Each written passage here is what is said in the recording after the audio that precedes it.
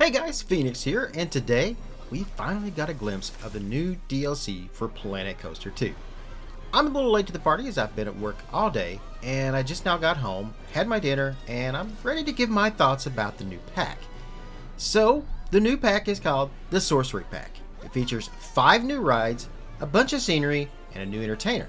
And it's coming alongside of the new free update coming next Tuesday, September 16th. Now, so far, I've watched the trailer about 4 or 5 times. I've also watched a few videos from some of the other creators. Now, unlike those guys, I didn't get special early access, but it looks like they were able to get about a 20-minute walkthrough of the park you see in the trailer and a few more details. But because I'm not a featured special creator of Frontier, I'm also not bound to kiss their ass repeatedly. Now, that's not to say I don't want to be back in their good graces, as we had a bit of a falling out back in Planko 1 days, as they said I was too negative. But you know, a certain someone talked trash about Planet Coaster 2 when it launched, and after not getting the first DLC pack for free, said she would never play the game again. And lo and behold, look who's back at their offices and talking the game up again after she got a little acknowledgement for her ego. So if after all of that they can give her a second chance, well then I should also get that second chance. But I digress. I'm not here to talk about that. My story with being out of Frontier's creator program was a long time ago, and I have been supportive as I can be for the new game now. I definitely think it's in a much better place than it was at launch.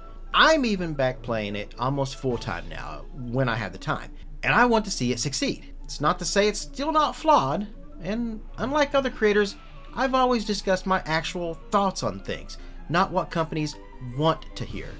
But I'm no cheerleader. I'm a gamer and a theme park enthusiast. And Planet Coaster combines both of those things, and that's why I am so passionate about it. So, the new DLC. My honest thoughts. I love it, but I think it could be better. I'll talk about that shortly. First, let me talk about all the good things that I see in this pack. First, since the launch of the game, players have been screaming for the Intamin Blitz with switch tracks like Pantheon at Busch Gardens or Tutatis at Park Asterisk. Not 100% sure I pronounced that one right. Hopefully I did though. Well, anyway, we finally got it. It was honestly only a matter of time. And though some may say we probably shouldn't have had to wait and got it when the game first came out, I agree. But we did have to wait, and that wait is over. So let's celebrate that big win. This coaster is going to be a big addition to the game and will satisfy most people's want list for the time being, mine included. Maybe now I can actually build Pantheon and theme it like it should have been. Yes, Busch Gardens, I'm talking about you. Next, another ride that so many people have asked for, the Flying Theater like Soarin' at Disney. Or if you visit the Smokies, there's one at the island in Pigeon Forge. I've been on that one, and I loved it, though it was a tad expensive for what it was. This is honestly just another great addition to the game right here, and once again, another check on people's lists. Like the Blitz coaster, it's one I have seen numerous people ask for. I wasn't one of them really, but I don't disapprove of it. I think it's a great little ride that I will try to fit into one of my theme parks somewheres, just maybe not soon. I've gathered a few other little bits and pieces of information about this ride from other videos I've watched. First of all, the screen, or movie, is changeable. There will be some preset videos you can choose from, or you can add your own like the custom billboards work. Sorry though, console players, this won't work for you. Another reason why Planet Coaster was never meant to be a console game. Straight out of the box, so to speak, this ride won't be much, but with a little creativity and some patience, I imagine you could do some really amazing stuff with it. Much like how the Tower of Terror ride from Planet Coaster 1 worked. It took a lot of work, but there were some extremely imaginative things that came from that. I always wanted to do like a Batman Arkham Asylum ride with that, but I never got around to it. Maybe if we get it in Plinko 2? I'll give it a go. I can maybe see using this particular ride though in Rebaville, but I will definitely be looking forward to seeing all the cool things that you guys do with it. Next up, we got a special little coaster that I wasn't expecting. The motorbike and sidecar coaster that is a straight up ripoff of Hagrid's. It's also like they wanted to do a Harry Potter DLC and Warner Brothers was like, nah bro, no rights for you. So it's kind of a generic Harry Potter. Instead of Diagon Alley, you get Dollar Store Alley. I mean, this wasn't on my bingo card for a coaster in this DLC, but it's a welcome one. I kind of have a loose thought of an idea for using this. I guess it's more of a concept of an idea, really. But I mean, it looks really good. I'm sure fans are going to love this one. And I can't wait to see all the numerous hundreds of Hagrid's recreations on the Frontier Workshop. Next up, a little kid's coaster that seems to be modeled after Flight of the Hippogriff. And honestly, to me, kind of looks like those roller skater coasters. From what I've heard from Nerd Chacho and Rubaltrillion's videos, I think this one is going to be good if you're looking to make those families of guests happy in your park. Something that's not too thrilling, and yet will still get a huge line of guests lining up for it. Now, honestly, any new coaster added to the game is a good coaster, but for me, this one is give or take. I don't care either way on this one. I think a better coaster could have been selected, but I mean, I could probably find a use for it. So that's all three of the coasters, but there's one more flat ride that I saved for last because, well, I don't know why this was even a choice. The Gale Force. I've personally never seen this ride before. I heard somewhere today someone said it is a Funtime Tornado, and I looked it up, and it does seem pretty close to that. It definitely seems like a thrilling ride for those who like these types. But again, such a strange choice for a flat ride when we are still missing so many other great staples that you see in more parks. It seems like Frontier just has this really oddball fascination with doing really weird rides, like the Monsoon or the Buoy. I don't know, just really weird choices. So that's the rides. In my opinion, 5 rides, 3 wins with the Blitz, the Flying Theater, and Hagrid's, and 2 misses with the Family Coaster and the Swing. Although I'm not saying these are terrible, I will probably find a way to use them. Just, I don't know, could have been better options, I think. Now, moving on, the next thing we're getting in this pack is a new entertainer. And I honestly like this one. It's like a wizard entertainer that comes in both male and female versions, so a sorcerer and a sorceress, I guess. This guy kind of reminds me of Merlin from Sword in the Stone. For all you youngsters out there, that's an old Disney movie that you probably haven't ever seen, and you should be ashamed of yourself if you haven't. It would be great if we get more entertainers in DLCs going forward. I don't really use them right now, but that's because I don't think there's any that really fit my park's themes that I do. I mean, I'd love to see a way where you can make your own mascots, like how you make your avatar in a game. That would be neat. And finally, if the rides are the meat of the pack, then the scenery pieces are the potatoes. Or vice versa if you prefer potatoes. So I heard Nerd Chacho say that this is the most scenery pieces that have ever been in a DLC pack in any of the Planet Coaster games. Sorry mate, I hate to bust your bubble, but there was actually more in the original Spooky Pack. In fact, my friend Raven did up a comparison between the two. On the left that you see here is the pieces for this Sorcery Pack. On the right is the OG Spooky Pack. You can see there were significantly more in that pack. And I want to add, they were actually really good pieces in that pack. Now we're only going by the pieces that they currently have listed on the Planet Coaster 2 website for the DLC. There you can find different images that have numerous different pieces that are going to be in this set. Now, is that every single piece that's in this set? I don't know. I'm hearing there's something like 300 pieces, so I can't say for sure whether there are actually more pieces than what we're seeing here. The good thing though, is these pieces seem really useful. And I love having as many pieces to choose from for building as I possibly can get.